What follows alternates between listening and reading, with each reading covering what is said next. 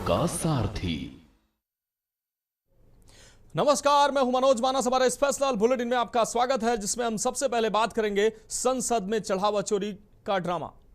संसद भवन परिसर में विरोध प्रदर्शन के तौर तरीकों को लेकर लोकसभा सचिवालय ने सख्त रुख अपना लिया है। सूत्रों के मुताबिक राम मंदिर के कथित चढ़ावा चोरी के मुद्दे पर संसद के मकर द्वार के पास पुजारी का भेष धारण कर प्रदर्शन करने वाले पूर्णिया से निर्दलीय सांसद पप्पू यादव के स्वांग के बाद सचिवालय ने स्पष्ट संकेत दिए हैं कि संसद परिसर में इस तरह के वेशभूषा आधारित प्रदर्शन या नाटकीय विरोध की अनुमति नहीं दी जाएगी।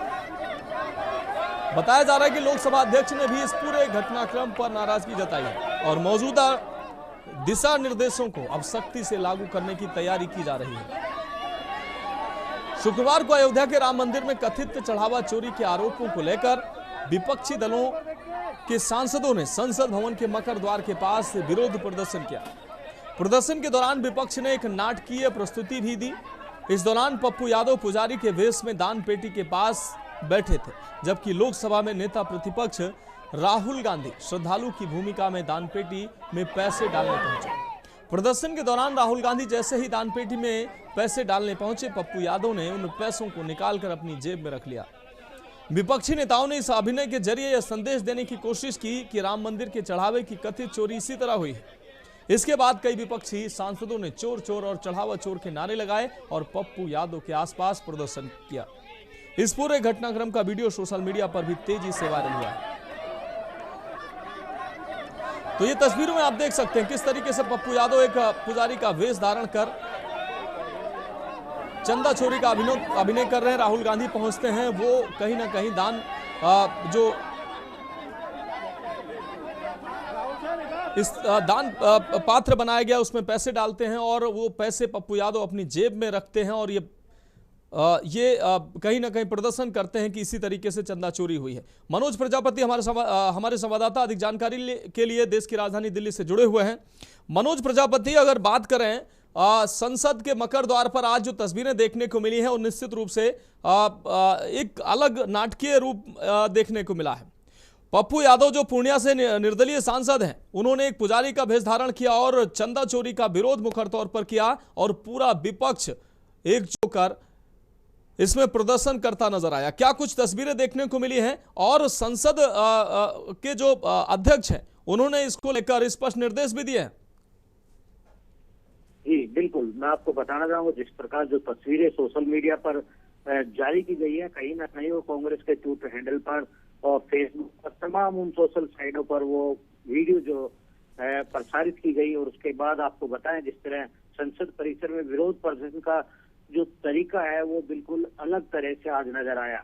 आपको बताएं जिस प्रकार चंदा चोर के नारे लगे और जो सांसद है पूर्णिया से पप्पू यादव, उनका जो वेश धारण था वो बिल्कुल अनोखे अंदाज में आज वहां पहुंचे। उन्होंने एक इस तरह पूजा स्थल का सांकेतिक रूप से दिखाने की कोशिश की, किस प्रकार राम मंदिर में जो है पुजारी जो है चंदा चढ़वाते हैं और उसके बाद वहां से चंदा किस तरह गायब हो जाता है। ये सब चीजें नाटकीय रूप में विरोध प्रदर्शन के तौर पर दिखाई गई थी। कहीं ना कहीं इस पर लोकसभा अध्यक्ष ओम बिरला ने भी नाराजगी जताई, क्योंकि इस तरह के जो तरीके हैं वो संसद की गरिमा को कम करने में इस्तेमाल किए जाते हैं और उनको जिस तरह नाटकीय रूप में बार बार दिखाया जा रहा है, कहीं ना कहीं देश और राम मंदिर की छवि पर भी यह एक कौटिल्य घात होगा। लेकिन कहीं ना कहीं विपक्ष एकजुट होकर ये सब सरकार की आंखें खोलने के लिए भी करने की कोशिश कर रहा है, देश को और उसके पटल पर ये चीजें लाने की कोशिश कर रहा था। जिस प्रकार आज ये नाटकीय रूपांतर राम मंदिर जो दिखाया गया उसके चोरी के किस तरह तरीके अपनाए गए, वो सब चीजें यहाँ एक नाटकीय रूप में प्रस्तुत की गई। लेकिन कहीं ना कहीं देश की जनता को इस पर जागरूक करने की जो पहल थी वो विपक्ष करता हुआ नजर आया था। लेकिन जो तस्वीरें हैं उनमें साफ नजर आ रहा है पप्पू यादव जो है वहाँ बैठे हुए एक पुजारी के रूप में गहरे रंग के कपड़े धारण कर रखे हैं, कुछ तस्वीरें और दान पेटी लगा रखी है। उसके बाद नेता विपक्ष जो है राहुल गांधी जी वहाँ पहुंचते हैं, चंदा चढ़ाते हैं और उसके घूमते ही वो पैसा जो है पप्पू यादव अपनी जेब में ट्रांसफर कर लेते हैं। ये वही एक प्रक्रिया थी जो राम मंदिर को लेकर विपक्ष घेरने की कोशिश कर रहा था और चढ़ावा चोर, चोर चोर और तमाम वो नारे लगाए गए जो यहाँ जो गरिमा संसद के उसको गिराने की भी कोशिश ओम बिरला की तरफ से बताया गया, कोशिश की गई। लेकिन विपक्ष ने अपना पक्ष रखते हुए कहीं ना कहीं राम मंदिर की उन गरिमाई जगह को दर्शाया जहां ये राम मंदिर चोरी का मामला सामने आया था। जी हाँ बिल्कुल मनोज प्रजापति, तमाम जानकारी के लिए आपका बहुत शुक्रिया। तो पप्पू ने पुजारी बनकर और राहुल ने दान देकर कहीं ना कहीं ये प्रतीकात्मक चंदा चोरी का विरोध किया और इसको लेकर नारेबाजी भी करते नजर आए। और अब बात करेंगे राजधानी में पोस्टर वार की। विधानसभा चुनाव से पहले समाजवादी पार्टी में पोस्टर वार तेज हो गया है। सपा कार्यालय के बाहर लगाए गए पोस्टर के जरिए सपा की केंद्रीय राजनीति का एक संदेश इसमें दिया गया है। पोस्टर के जरिए बताया गया है कि 2027 में अखिलेश और 2029 में डिंपल पर राजनीति केंद्रीय राजनीति का केंद्र बिंदु होंगे।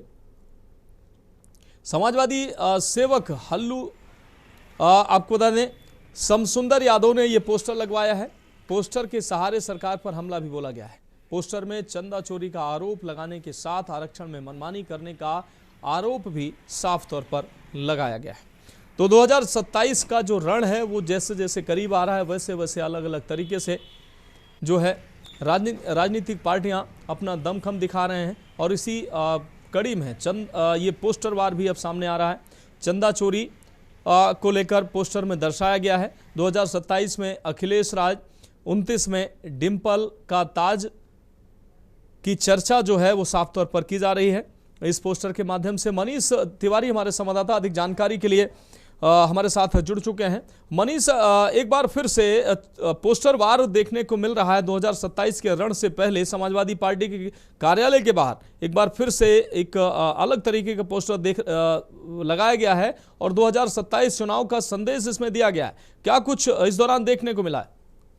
जी बिल्कुल, अगर देखा जाए तो 2027 की विधानसभा जैसे से नजदीक आ रहे हैं तो उसी प्रकार से सभी पार्टी अपनी अपनी प्रतिक्रियाएं दे रहा है। उसी प्रकार से देखा जा सकता है कि समाजवादी पार्टी के कार्यालय पर जो आज पोस्टर लगाए गए उसमें साफ तौर से ये जाहिर किया गया कि अखिलेश यादव जो है 2027 से जो है मुख्यमंत्री बनने जा रहे हैं। वहीं पर 2029 में जो है डिंपल यादव उनकी जगह पर जो है वहां पर स्थान लेंगी। तो कहा जा सकता है कि जिस प्रकार से जो है इस पोस्टर के माध्यम से जो है भारतीय जनता पार्टी की सरकार को जो है एक संदेश देने की का जो है उनके द्वारा जो है प्रयास किया गया, जिस पर देखा जा सकता है कि समाजवादी सेवक और हल्लू के नाम के माध्यम से जो है इस पोस्टर को जो है लगाया गया था। पोस्टर के सहारे सरकार का हमला था, जिसमें साफ तौर से जो है चंदा चोरी का मामला उनके द्वारा जो लगाया गया, आरक्षण को लेकर के भी उनका साफ तौर से एक संदेश रहा कि चंदा चोरी करके जो है भारतीय जनता पार्टी के जो है मन नहीं मान रहा है, अब आरक्षण में जो है अपनी मनमानी कर रहे हैं। तो इस पोस्टर के माध्यम से जो है फिर इन्हीं स्लोगन के माध्यम से जो है सरकार को घेरने का प्रयास किया जा रहा था। कहा जा सकता है कि जिस प्रकार से समाजवादी पार्टी के द्वारा चाहे छात्र के मुद्दे हो, जिस प्रकार से जो छात्र विश्वविद्यालय से निष्कासित किए गए शासन चुनाव को लेकर के, तो कल एक संदेश जो है भारतीय जनता पार्टी तक पहुंचाने के लिए उनका लखनऊ में प्रदर्शन देखने को मिला और छात्रों से जुड़े हुए मुद्दे उनके द्वारा लगातार उठाए जा रहे हैं। वहीं पर देखा जा सकता है कि राम मंदिर का चोरी का मुद्दा और साथ ही साथ आरक्षण, तीन मुद्दों को लेकर जो है समाजवादी पार्टी 2027 की आगे की तैयारी कर रही है। आरक्षण खासतौर से पीडीए के नारे के तहत देखने को मिल रहा है। तो कहा जा सकता है कि पूरा जो ये इन्हीं मुद्दों के सहारे जिस प्रकार से महसूस जो हो रहा है, जिस प्रकार से कि समाजवादी पार्टी इन्हीं 3 से 4 मुद्दों को लेकर के जो है वो 27 के चुनाव में जो है अपनी प्राथमिकता रखेगा और उसी के सहारे जो है 27 का चुनाव जो है उनके द्वारा लड़ा जाएगा। जी हाँ बिल्कुल मनीष तिवारी, इस तमाम जानकारी के लिए आपका बहुत शुक्रिया। तो सपा मुख्यालय पर लगे पोस्टर से बड़ा संदेश देने का प्रयास किया गया। केंद्रीय राजनीति में सपा की सक्रियता का ये संदेश कहीं ना कहीं बताया जा रहा है। विधानसभा चुनाव से पहले पोस्टर वार एक बार फिर तेज होता नजर आ रहा है। अखिलेश और डिंपल यादव को इस पोस्टर का पोस्टर बॉय बनाया गया है। पोस्टर के जरिए सपा का ये सियासी हमला देखने को मिला है। सपा मुख्यालय पर ये लगे पोस्टर से बड़ा संदेश देने का प्रयास किया गया है।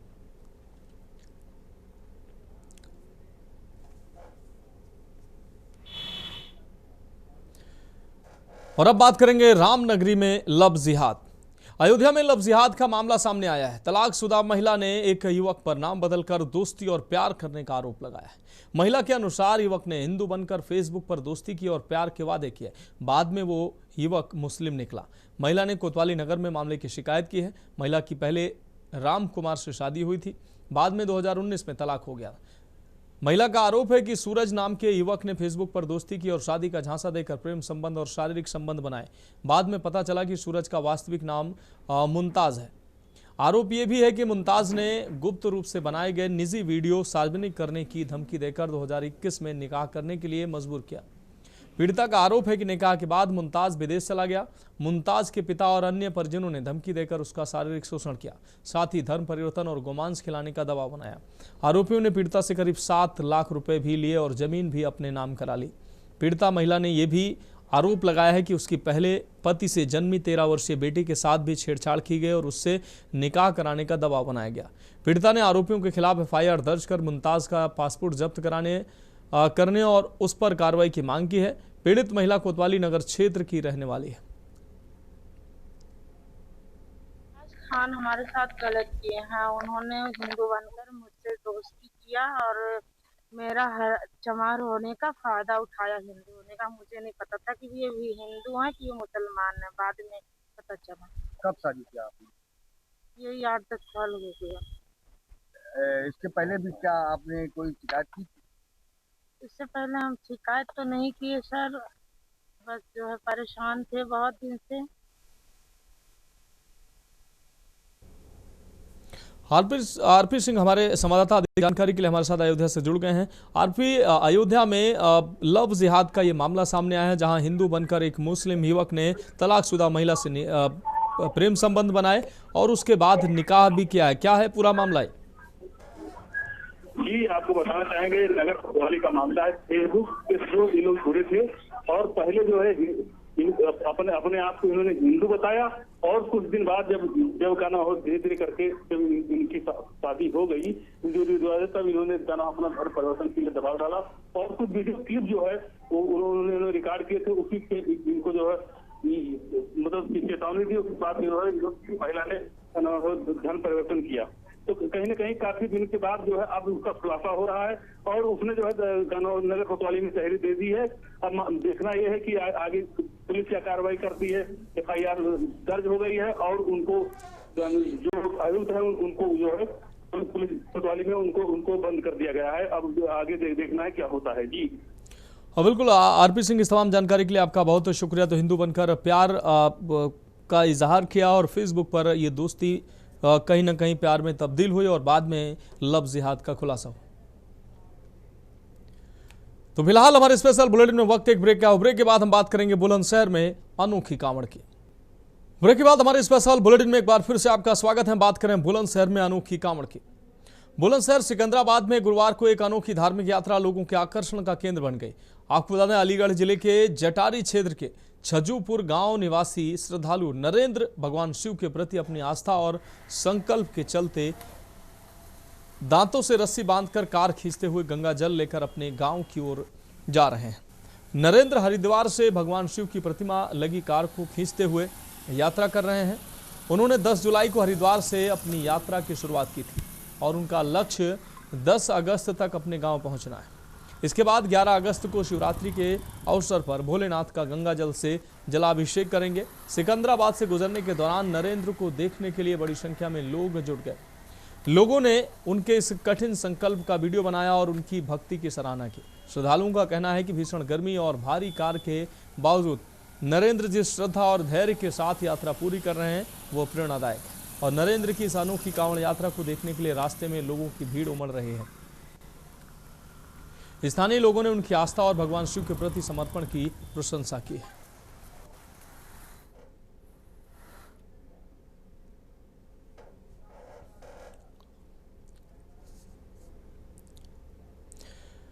और अब बात करेंगे विकास का रास्ता कब। सीतापुर के मिश्रिक तहसील क्षेत्र की टेड़वा ग्राम पंचायत के भीमापुरवा गांव के ग्रामीण आज भी रास्ते की समस्या से जूझ रहे हैं। ग्रामीणों का आरोप है कि दूसरे गांव के दबंग लोग रास्ता नहीं बनने दे रहे हैं और विरोध करने पर धमकी भी देते हैं। हालात ऐसे हैं कि बीमार और बुजुर्गों को अस्पताल तक चारपाई पर ले जाना पड़ता है। मामले को गंभीरता से लेते हुए क्षेत्रीय विधायक रामकृष्ण भार्गव ने एसडीएम को पत्र लिखकर जल्द रास्ता बनवाने की मांग की। वहीं ग्रामीणों ने भी जिलाधिकारी से न्याय की गुहार लगाई है। तो चारपाई पर मरीज ढोने को मजबूर हैं ये ग्रामीण, और उनका आरोप है कि दूसरे गांव के जो दबंग हैं वो रास्ता बनने नहीं दे रहे हैं। रास्ता न मिलने से ग्रामीण परेशान है। प्रवासी हम लोग आए हैं, ग्राम पंचायत चलवा तहसील और ब्लॉक मिस्त्री जिला सीकर जी। क्या है पूरा मामला? हमारे यहाँ की जो रास्ता हम लोग बहुत दिनों से नरक में जूझ रहे हैं। एडीएम साहब मौके पर पहुँचे, जांच का जहाँ पर सरकारी कार्य था वहाँ तक साफ कराया। जो विपक्षी लोग हैं उनसे कुछ वार्ता किया जो रास्ता बनने के लिए, संपर्क मार्ग जोड़ने के लिए, लेकिन वो लोग पहले एडीएम साहब से राजी हुए। फिर जब एडीएम साहब चले गए, मौके से चले गए, तब लोग मुकर गए। हमारे यहाँ में रास्ता बन रही थी, ठीक, और वो थोड़ी पट गई है। पहले तो राजी हुई गए सब लोग की मतलब पट गई है रास्ता, ठीक है बनवा लो सब लोग। और जब हम लोग तो सोचे ना, कोशिश करें ना, तब बोल रहे हैं अब नहीं बनेगी, अब धमकी दे रहे हैं, उल्टा गाली दे रहे हैं हम लोगों ने। कहीं कौन गाली दे रहा है? ये मंदन और सिद्धार्थ हिम्मापुर से हम लोग आए हैं ग्राम। और इस खबर पर अधिक जानकारी के लिए हमारे संवाददाता अबरार अली हमारे साथ जुड़ गए हैं। अबरार, एक ऐसा गांव भी सीतापुर में है जहां के लोग आज भी सड़क के लिए, सड़क से वंचित हैं, और सड़क ना होने की वजह से गांव में मरीज और तमाम ऐसी समस्याएं होती हैं, तो चारपाई पर मरीजों को ले जाने के लिए वो मजबूर होते हैं। डीएम से न्याय की गुहार लगाई है, क्या कुछ अहम जानकारी मिल रही है? डीएम ने क्या सड़क बनाने का भरोसा दिया है? जी, आपको बताना चाहूंगा सीतापुर के मिश्रिक तहसील के टिड़वा ग्राम पंचायत के बिम्मा गांव का मामला है, जहां पर ग्रामीणों ने इससे पहले 1 हफ्ते पहले ही शिकायत की थी। उसके बाद खबर भी चलाई गई थी, जिसके बाद एसडीएम वहां पर पहुंचे, अन्य अधिकारी भी पहुंचे, लेकिन कुछ दूरी पर जाने के सड़क को पाटा गया, लेकिन बीच के 2 खेत ऐसे बचे हैं जो रास्ता लोगों के दबंगों का ये है, जिसके चलते वो बनाने नहीं दे रहे हैं। तो ऐसे में उन्होंने फिर, और इनको लगातार धमकी भी दी जा रही है कि अगर हमारे खेत से निकलेंगे तो आपको जो है यहाँ पे मारा पीटा जाएगा। इसी के चलते ये सभी ग्रामीण जिलाधिकारी कार्यालय पहुंचे थे और उन्होंने डीएम से शिकायत की है कि उनके गांव का रास्ता बनवा दिया जाए। इसको लेकर जो वहाँ के क्षेत्रीय विधायक हैं वो उन्होंने भी लेटर लिखा है कि इनका रास्ता दिया जाए, लेकिन जबकि रास्ते नहीं था और कई बार उन्होंने शिकायत की थी और उन्हें उनके गाँव में जो मरीज होते थे उनको सफाई पर भी ले जाना पड़ता है। तो ऐसे में वीडियो वायरल हुआ, उसके बाद जाकर कार्रवाई तो हुई, लेकिन कुछ दबंगों की वजह से बीच में रास्ता नहीं बन पा रहा है। बहुत शुक्रिया अबरार इस तमाम जानकारी के लिए। तो रास्ता न मिलने से ग्रामीण परेशान हैं, डीएम से न्याय की गुहार लगा रहे हैं और कहीं ना कहीं रास्ते की मांग कर रहे हैं। और अब बात करेंगे 72 घंटे से तलाश जारी। बुलंदशहर में बीती 28 जुलाई को नाले में बह गई 11 वर्षीय कक्षा 4 की छात्रा चारू कश्यप का 84 घंटे बीत जाने के बाद भी कोई सुराग नहीं मिल सका है। मासूम की तलाश लगातार जारी है, लेकिन अब तक राहत और बचाव दल को सफलता हाथ नहीं लगी है। बच्ची के लापता रहने से परिजनों का रो रो कर बुरा हाल है और पूरे इलाके में मायूसी का माहौल है। तलाशी अभियान को तेज करते हुए आज बागपत से 6 सदस्यीय गोताखोरों की टीम बुलाई गई है, जिसने पिछले 4 घंटे से काली नदी में सघन सर्च ऑपरेशन चलाया है। गोताखोर घटनास्थल से करीब 5 किलोमीटर तक नदी के बहाव वाले क्षेत्र की तलाश कर रहे हैं। इसके साथ ही नदी किनारे की झाड़ियों और संभावित स्थानों को भी बारीकी से खंगाला जा रहा है ताकि बच्ची का कोई सुराग मिल सके। फिलहाल रेस्क्यू अभियान लगातार जारी है, लेकिन बच्ची का पता न चलने से परिजनों की भी चिंता और बेबसी बढ़ती जा रही है। मामला नगर कोतवाली के मोहल्ला साठा का है। और इस खबर पर अधिक जानकारी के लिए हमारे संवाददाता अनिल मीणा हमारे साथ जुड़ गए हैं। अनिल लाइव हमारे साथ जुड़े हुए हैं। अनिल, अगर बात करें बुलंदशहर की जो बेटी है 11 वर्षीय छात्रा, उसका अब तक पता नहीं चल सका है और कहीं ना कहीं लगातार एक तरफ प्रशासन लगातार खोजबीन कर रहा है, तमाम जो है गोताखोर अभी अब बुलाए गए हैं, वो भी प्रयास करें, लेकिन उस बच्ची का अब तक पता नहीं चल सका है। क्या कुछ कहना है प्रशासनिक अधिकारियों का और परिवार का, क्या इस पर कहना है? जी देखिए, बिल्कुल मनोज, मैं आपको बता दूं जनपद बुलंदशहर की अगर हम बात करते हैं, जनपद बुलंदशहर में अगर बात की जाए 28 तारीख को करीब 12 बजे एक जो कक्षा 4 की 11 वर्षीय जो छात्रा है चारू कश्यप, वो तेज बारिश के कारण वो नाले में बह गई थी। नाले में बहने के कारण अगर बात की जाए 85 से करीब 90 घंटे के आसपास अब तक हो चुके हैं, लेकिन अभी तक चारू कस्बा का कहीं भी अता पता दिखाई नहीं दे रहा। लगातार जो प्रशासन है उसकी लगातार प्रशासन रेस्क्यू लगातार किया जा रहा है। तमाम अधिकारी जनपद बुलंदशहर डीएम एसएसपी लगातार मॉनिटरिंग कर रहे हैं इस मामले की। एडीएम और एसपीसीटी लगातार मौके पर मौजूद रहे हैं, लेकिन और पल पल की नजर बनाए हुए। लेकिन अगर बात की जाए तो तमाम जो रेस्क्यू की टीम है, एसडीआरएफ की टीम के, एनडीआरएफ की टीम के, पीएससी की टीम के, गोताखोरों की टीम के, तमाम टीमें चारू कस्बा को ढूंढने में लगी हुई है। अगर नाले की अगर बात करें तो नाला जहां पे वो चारू कस्बा का जो उसमें डूबी थी, अगर बात किया उससे 1.5 किलोमीटर लंबा नाला है, उसको भी पूरी तरह से नाले को नगर पालिका के द्वारा खंगाल लिया जा सका है, प्रशासन के द्वारा खंगाला जाता है। लेकिन उसमें भी चारू कस्बा को कोई नहीं पता। काली नदी में लगातार तलाश जारी है और बात किया 5 से 6 किलोमीटर तक दूरी तक चारू कस्बा के सबको ढूंढने के लिए लगातार कोशिश की जा रही है। तमाम अधिकारी चप्पे चप्पे नजर बनाए हुए। अगर बात की जाए लगातार देखा जा रहा है कि जो स्थानीय जो लोग हैं अब तो वो कहीं ना कहीं प्रशासन के ऊपर उंगली उठानी उन्होंने शुरू कर दिया। हालांकि प्रशासन की अगर बात करें तो प्रशासन अपनी जिम्मेदारी को पूरी तरह से निभा रहा है और लगातार देख सकते हैं कि लगातार जो डीएम है पल पल की अगर एक एक दिन में डीएम 2-2 बार वहां मौके पर जा रहे हैं।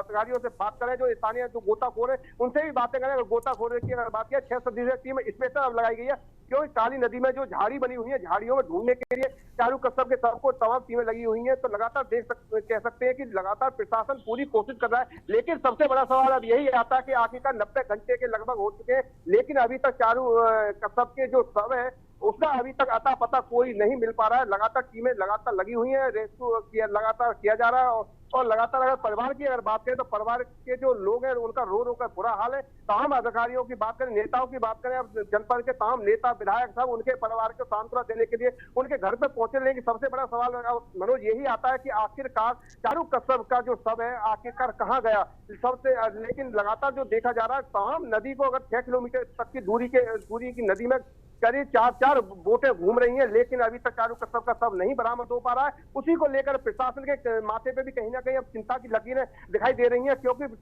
85 से 90 घंटे के आसपास हो चुके और लगातार सर्च ऑपरेशन जारी है। लेकिन उसके बाद भी कहीं ना कहीं जिस तरह शव ना मिलना एक चिंता का विषय लगातार प्रशासन के लिए एक चुनौती बन रहा है, क्योंकि लगातार देखा जाए प्रशासन ने एक तरफ से नदी को भी अब रुकवाना शुरू कर दिया है, जिससे कि हो सकता है पानी कम होने की वजह से शायद चारू कस्बा का शव उसमें नदी में मिल सके। लेकिन अभी तक इस तरह की कोई भी गुंजाइश दिखाई नहीं दे रही है जिससे कि चारू कस्बा मिल सके। लगातार परिजनों का रो रो का बुरा हाल है। तमाम अगर बात की जाए जो जनपद बुलंदशहर के जो डीएम है हर्ष कुमार, उन्होंने अगर बात किया तो एक कार्रवाई भी की है। 4 जो लोग हैं नगर पालिका उनको सस्पेंड निलंबित कर दिया है। हालांकि नगर पालिका जो ईओ है उनके लिए भी शासन के लिए उन्होंने पत्र लिखा है। और बात की जाए अगर जो स्कूल है जो सुशीला इंटरनेशनल जो कॉलेज है उसके पूरे प्रबंधक के खिलाफ एफआईआर हो चुकी है। लेकिन सबसे बड़ा सवाल ये आ रहा है कि सारी चीजें हो चुकी, लेकिन अभी तक चारू कस्बा का शव नहीं मिल पा रहा है और उसके लिए लगातार मनोज तमाम टीमें रेस्क्यू कर। निश्चित रूप से अनिल, लगातार प्रशासन जो है प्रयास कर रहा है, डीएम लगातार सख्त बने हुए हैं और जांच अभियान चल रहा है, लेकिन अब तक चारू कश्यप का पता नहीं चल सका है, इसलिए लोगों में चिंता है। लेकिन सबसे बड़ी बात है कि इस लापरवाही की जो जिम्मेदार है उन पर कार्रवाई भी हो रही है। फिलहाल बहुत शुक्रिया अनिल इस तमाम जानकारी के लिए। बुलंदशहर की में ये लगभग 85 घंटे होने को है, लेकिन चारू कश्यप का अब तक कोई पता नहीं चल सका है। पुलिस हालांकि लगातार प्रयास कर रही है और अब गोताखोर भी बुलाए गए हैं, वो भी लगातार प्रयास कर रहे हैं और हम उम्मीद करते हैं कि जल्द ही चारू का शव बरामद होगा और प्रशासन की खोजबीन समाप्त होगी। फिलहाल इस खास बुलेटिन में इतना ही। मुझे दीजिए इजाजत और आप देखते रहिए के न्यूज़ इंडिया।